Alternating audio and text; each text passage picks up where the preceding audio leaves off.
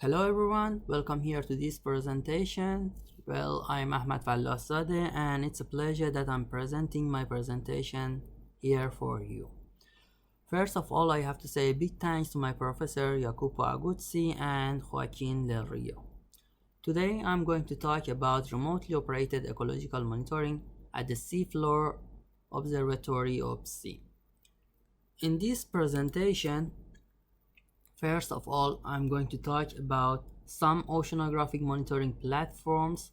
The most important one. Then I'm going to talk about Seafloor Observatory, especially about OPSI Observatory.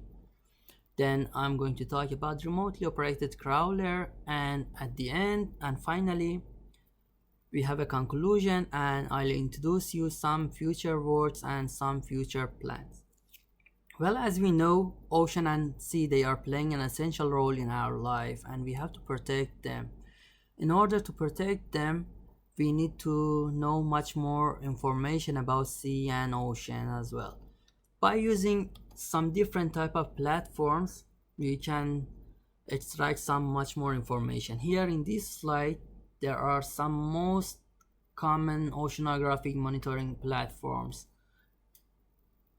And for example, if we need to extract some information about sea surface, here we have some surface vehicle and Lagrangian drifter, for example, or moored buoy.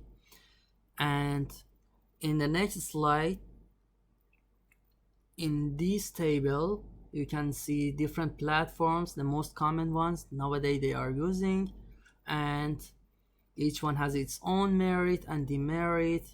Some of them are expensive or inexpensive, and again, based on what kind of information we need to extract from sea, then we can use them. For example, we need to extract some information from sea floor, then here we have underwater observatory.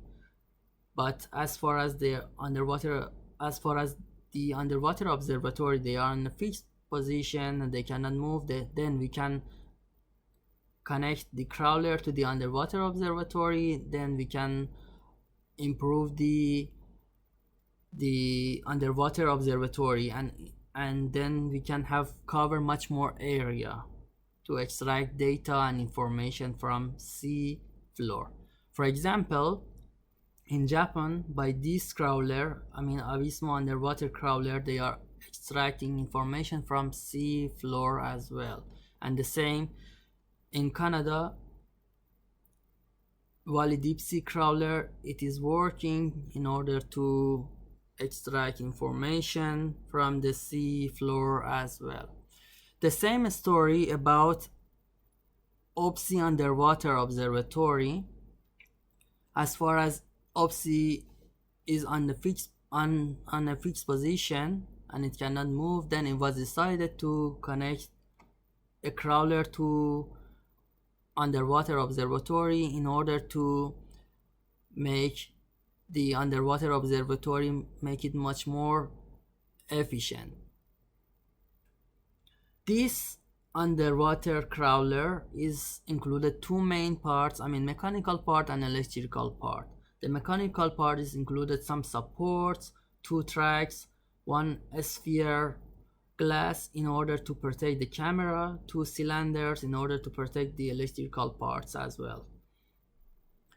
And the electrical part, which I'm going to talk a little bit more, is in the next slide. We can see the crawler components block diagram.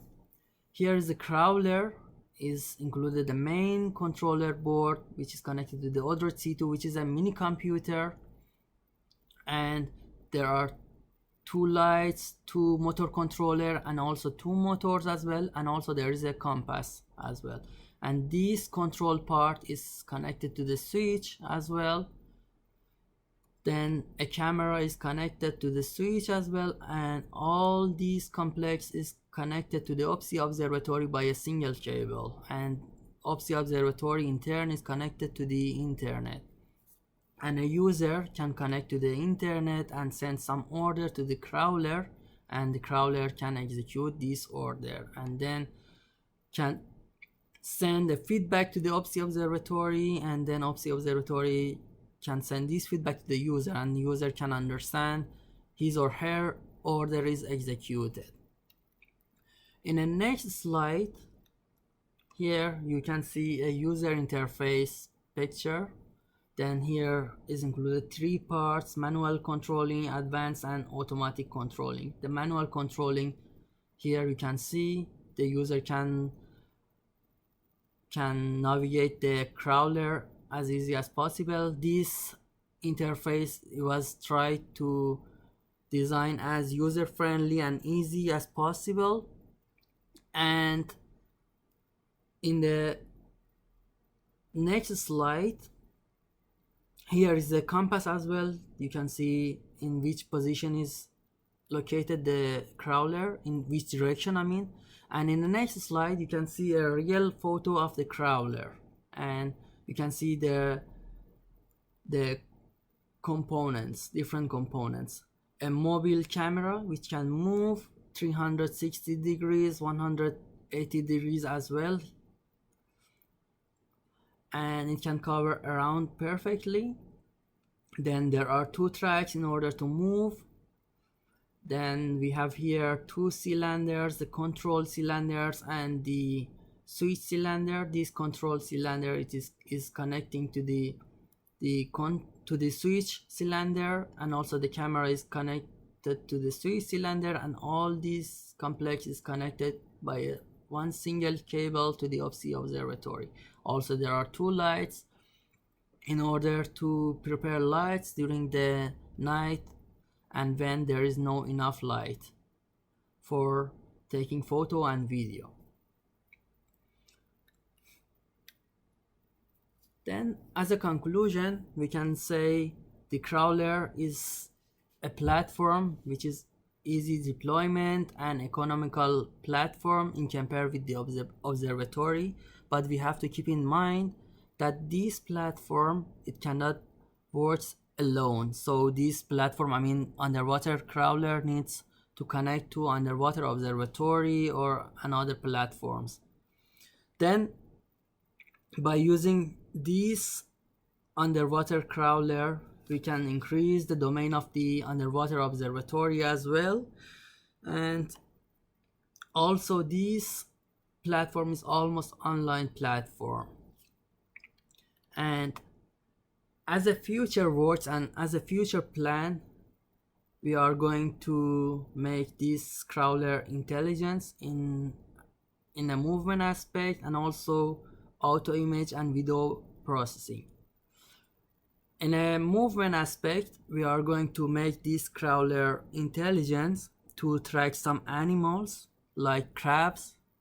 I mean, not those animals, they are moving super fast, because this crawler is moving slowly, and just we can track some animals, they are moving slowly. So by using image and video processing, we are going to make this crawler intelligence in order to track some animals, they are moving on a sea floor and seabed slowly.